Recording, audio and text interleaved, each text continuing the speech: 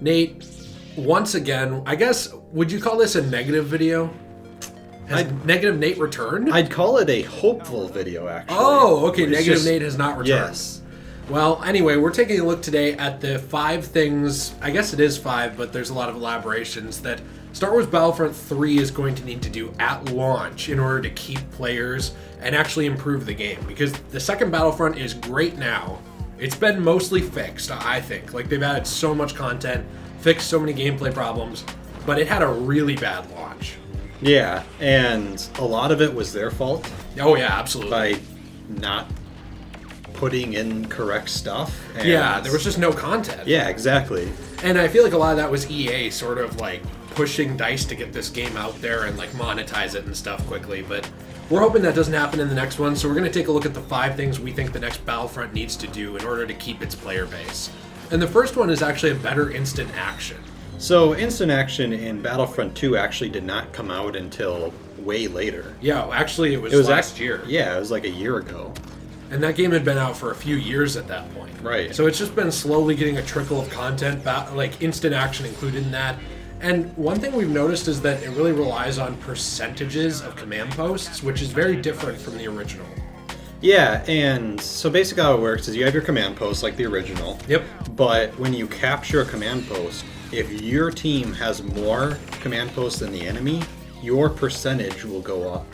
And it's just to whoever gets to 100% first wins. Yeah, and I think it's kind of like domination, where you can still get points very slowly if you have less, but like the team with them is faster. Yeah. So it really just is them turning instant action into Call of Duty's domination. Yeah, it's not the same thing that it was. No, it does not. The problem is it doesn't incentivize killing enemies. No. Because you could just run to a base, capture the base, run to another base, capture that base. Well, that's how most of those matches go if you watch them. It's just back and forth, just like Dom.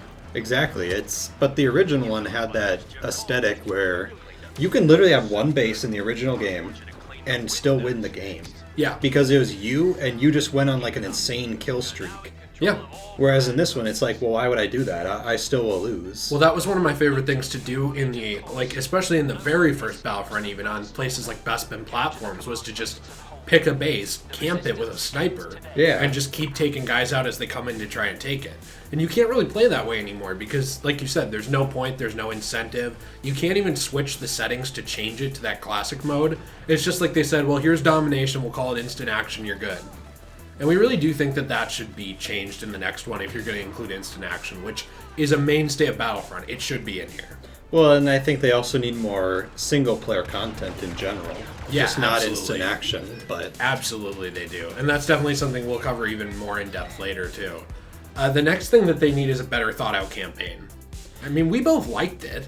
Yeah, it was fun. It's fun. But that's about it. I mean, it's not really special.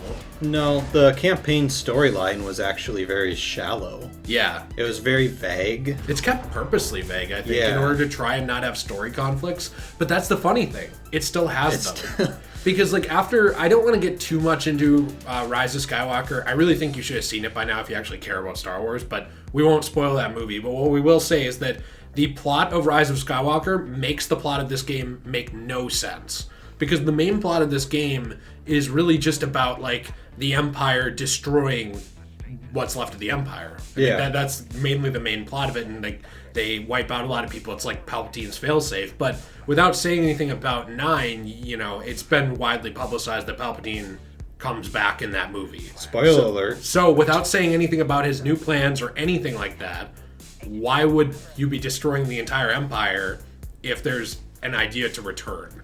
I mean, it's very clearly also a mistake on the part of Episode 9, just being like, well, we're a movie, we can overwrite anything. Yeah. But still, like, if your point with this game was to keep the story far enough away and vague enough that it wouldn't have problems, and you can't even do that right, I feel like that's a problem in and of itself. And it's a real shame because, like, Janina Gavankar, I think I'm saying her name right, or Gavankar, she's, like, really cool. I've watched interviews from her. She's super into Star Wars. She likes video games. She's a great actress. She did a super job as Iden Versio. Yeah, there's nothing wrong with Iden. Iden Versio is a great character, actually. Yeah, she's really cool. They did that very well. She's really awesome, and even in the actual single-player DLC for this game, she's done very well, because they do a post-game single-player DLC, which was free, which is awesome and needs, applause in and of itself. But like all these other things really did bring down the campaign a bit.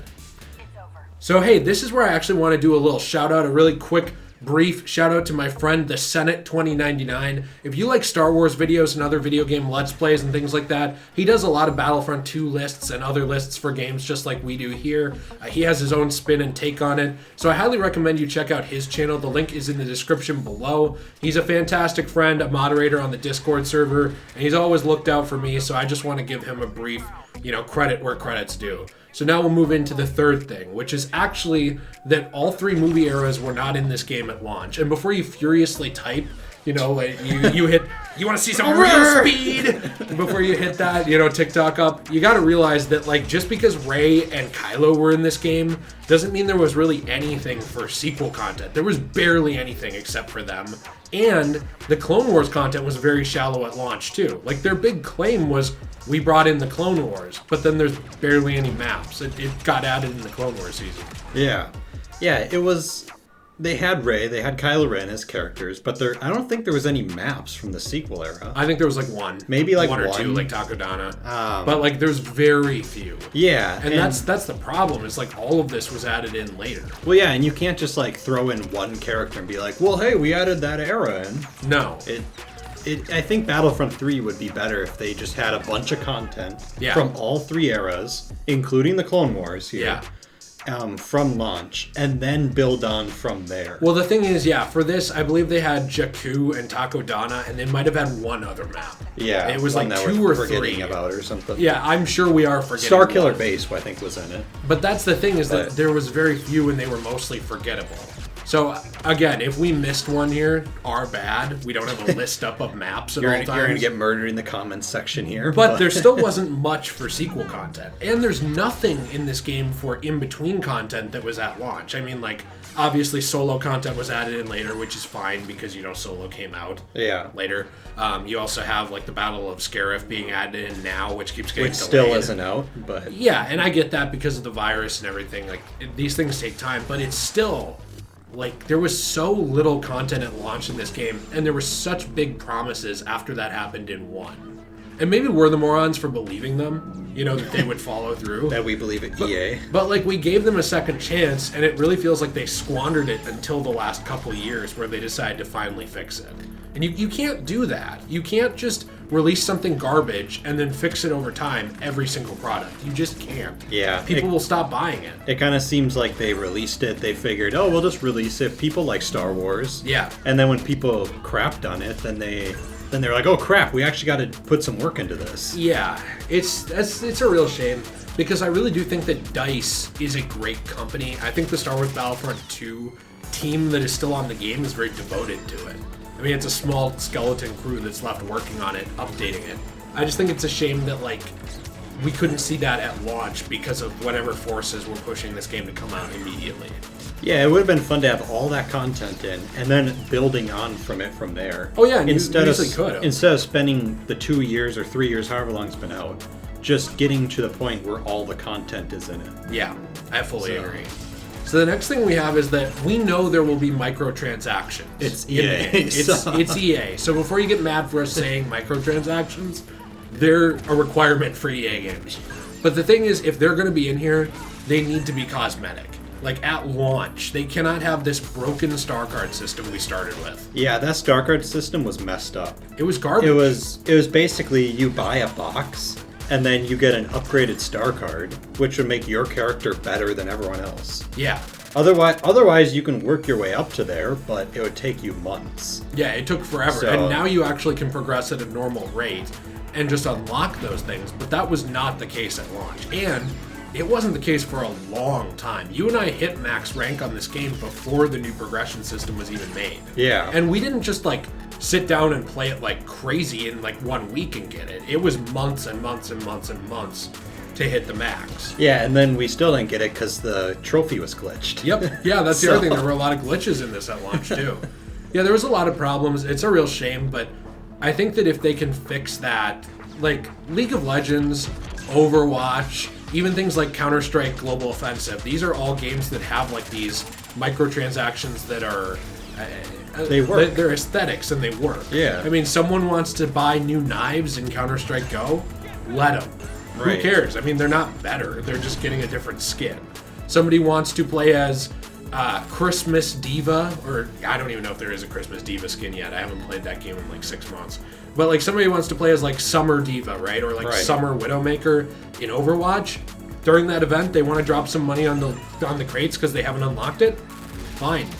There's no balancing effect at all. It's just, I want my character to look prettier or look this way. Right. That's cool. That's fine. I mean, you want to throw in a Bespin, like a Cloud City loop costume in a crate, like 1 month, where it's like, hey, 1 in 15 crates has this. You can earn 1 crate a week, or you can buy a couple.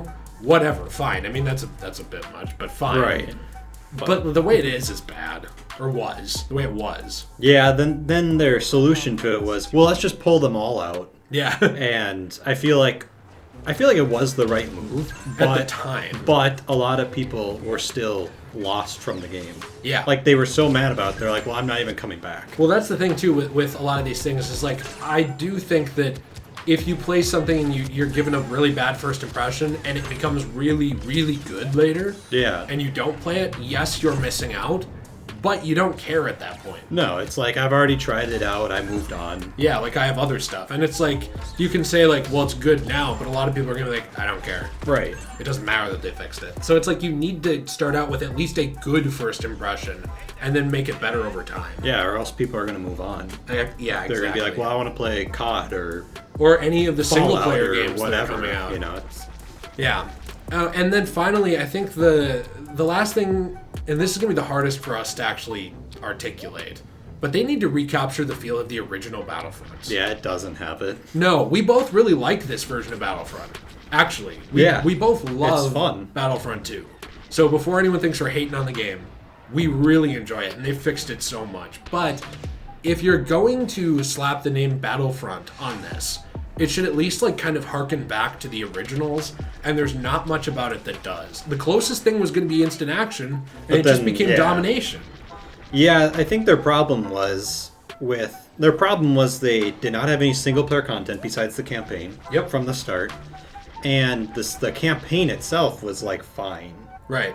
Whereas with the original game, you can go back and play hours of that and it's still not boring. Yeah, just single player with nobody else. And the thing is, I've been thinking about it. I don't even know what that feeling was.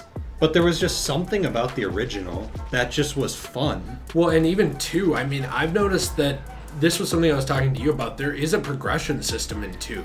A lot of people don't know about it, but it would be something like you get 25 war hero medals, and all of a sudden you get or 75 or 100 or whatever in matches, and you start with a damage buff. Yeah. Or like maybe you have like health regen because you've captured 500 command posts and got like that trophy or whatever. Like they had built-in trophies in the game that weren't trophies. That could give you boosts to your character. It was like you would get permanent kill streaks. And like for a while you'd get it where it was like, okay, we'll take less of those to get a kill streak. And as you do more and more, then it just becomes you start with it. So it was like you had a progression, your character was leveling up over time. These things actually worked really well. Even in Rise of the Empire, there was like a campaign that spanned from way back in like episode 2 all the way to the end of episode 6. Yeah, that was so fun to play. Because it really just kind of starts with like the clones and then it moves on to like the Empire. And the canon's changed, it's not even canon anymore, but it was something that had a lot of heart, and like I think that's what it is. I don't know how you describe it. Just has heart. Something having heart. But it felt like there was like love put into the game, and it was very, I don't know, like you could just sit and play it forever. You could play for 6 hours a day, and you would not be bored of it. Yeah. It had that aesthetic to it and feel. And with Battlefront 2, like the new one, I think we both find heroes versus villains that fun. Yes. Like we could play that mode, and we played that mode from launch. Yeah. And we had fun. And we still play every single time we played. And I love playing that mode. Yeah. And I love Ewoks jumping on my lap. Exactly. Exactly. No, yeah, that's the thing, is that we've been playing that since launch. It's been fantastic. We still absolutely love it. It's just gotten better and better. The balancing's been worked out a lot more. It's just a real shame that these things were not addressed in Battlefront 2, and we really hope that they are in 3. Yeah, So. I would like to see more content in 3. Yeah. That's my main thing. Like, just put more base content and then build from there. Absolutely. Don't give us just like an empty thing. This feels like it launched a little bit like Disney Plus. Yeah. Where it launched with very little on it. And it's like, but we'll make it better over time. It's like, okay, then I'll just wait till it's better. That's the thing, is like, if you want to do that, you have to make it good to start with, not okay, and then make it good. Yeah. You make it good, and then you make it great. Exactly. Over time. I like that phrase. Yeah, well, the Ewoks told me. As they were on your lap? They were jumping on my lap. Hey guys, we hope you enjoyed this. Please leave a like and a comment below letting us know what you think about Star Wars Battlefront 2 or Battlefront 3. Were you a player of these games or the originals? What would bring you back? What would make you buy a new game? We're definitely interested to hear that. And hey, also, as a final note, we have created a Let's Play channel where we're playing through a lot of stuff there. Nate and I are playing through Kingdom Hearts right now, and we haven't released those videos yet, but we're going to have the subscription, like the link to the channel below. Please check out the Let's Play channel, because it'll just be a fun place to hang out in the future and play some games. We'll start uploading there, I think, in May, and we'll see you in the next one. Have a fantastic day, and stay awesome.